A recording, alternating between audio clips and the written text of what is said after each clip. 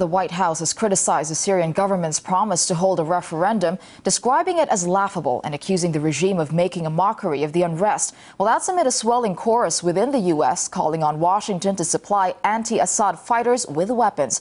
And as RT's Gaine Chakian reports, many believe that would make peace impossible. Hawks in Washington calling for the arming of insurgents in Syria. We should start considering all options, including arming the opposition. I'd give them training, I'd give them communications equipment, and then ultimately I'd give them weapons.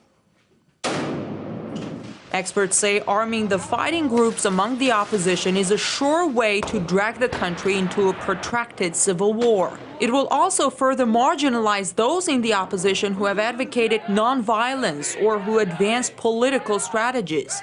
The more arms that are supplied to the armed factions of the Syrian opposition, the more that happens, the less likely it is that there'll be a negotiated solution leading to a ceasefire and a peaceful settlement. They're encouraged, I think, very much by the United States. The civil war in Lebanon went on for 15 years, absolutely appalling bloodshed, and you can easily see that that could happen in Syria. Like the U.S., Al-Qaeda has endorsed the rebels' fight in Syria.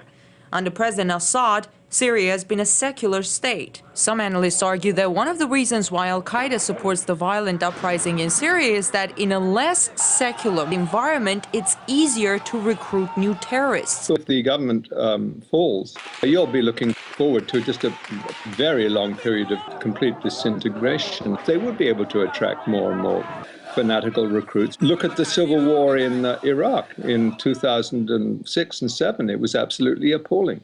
The calls to arm fighting groups in Syria sound even more alarming given the U.S. history of arming radicals. Afghanistan, one example. It was placing itself in alliance with the Mujahideen, including Osama bin Laden, and arming these people who now, of course, it is lately been deploring as fanatical enemies of the United States. So these alliances are totally cynical and totally opportunistic. There's not a shred of principle in any of them.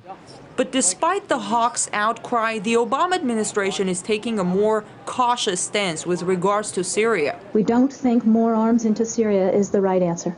Some analysts say arming the very much fractured Syrian opposition would contribute to its further radicalization and would make a political solution virtually impossible. A number say Washington might support arms supplies indirectly through its Arab allies. As of now, the administration denies having such plans, but will that position hold? I'm Gaine Chakian reporting from Washington, RT.